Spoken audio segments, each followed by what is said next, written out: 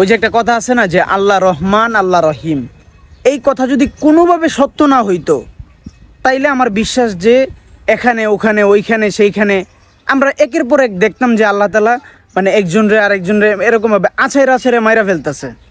ওই যে রহমান নাম ওই জন্য আছাইরা মারতেছে না, ওই যে দয়া বেশি ওই জন্য কাউরে এত সহজে মারতে চায় না, কঠিন কোনো দুর্ভোগ দিয়ে আমাদেরকে মারে না।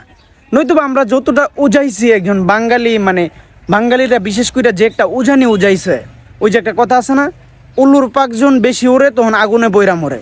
আমরাও তদ্রুপভাবে আগুনে পানিতে ওইখানে সেইখানে পইরা মরার কথা, হিজাইগেই তো আল্লাহ ওই যে রহমান রহিম ওই জন্য মারতেছে না। বিষয়টা হইল গিয়া মসজিদ হইছে এক সাইড, আর হচ্ছে আপনার এই কী বলে পহেলা বৈশাখ হচ্ছে আর এক সাইড। আনন্দের সাইড হচ্ছে আনন্দ, আর মসজিদের সাইড হইছে মসজিদ। এখন যদি আপনি আনন্দ করতে গিয়ে আল্লাহর ঘর মসজিদের উপরে নাচানাচি করেন, কেমন হতবাগা জাতি মানে আপনি চিন্তা করেন। মসজিদের উপরে ওইটা মানে পহেলা বৈশাখের কনসার্ট দেখার জন্য মসজিদের উপরে উঠছে, ওইটা ওইখানে বৈশা মানে কনসার্ট মানে গান শুনতেছে পহেলা বৈশাখের। কতটুকু হতবাগা জাতি আপনি চিন্তা করেন। ওই যে আমি ফার্স্টে যেই কথাটা বলছি যে আল্লাহ তাআলা রহমান রহিম, এইটা যদি কোনোভাবে সত্য না হইতো, এটা তো সত্য আল্লাহ রহমান রহিম, যদি সত্য না হইতো তাইলে ওইখানে সেইখানে শুনতেন যে এরা আছাড় দাম মাইরা লাইছে, হেরে উপরের দিকে দাম করে ফালায় মাইরা লাইছে। কেননা আল্লাহ রহমান রহিম ওই জন্য মারতেছে না। মানুষের বিবেক বোধ হওয়া দরকার।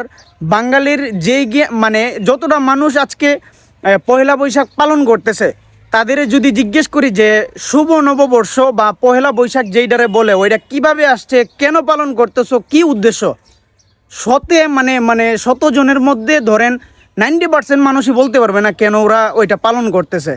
তারা পালন করে তো করুক না, আমাদের কোনো সমস্যা নেই, কিন্তু তারা একজন মুসলিম হয়ে সে কিভাবে কনসার্ট দেখতে যায় মসজিদের ছাদের উপরে। আল্লাহ সবাইরে হেদায়েত দান করুক আর বোঝটা দান করুক, এইটা হচ্ছে মেন কথা।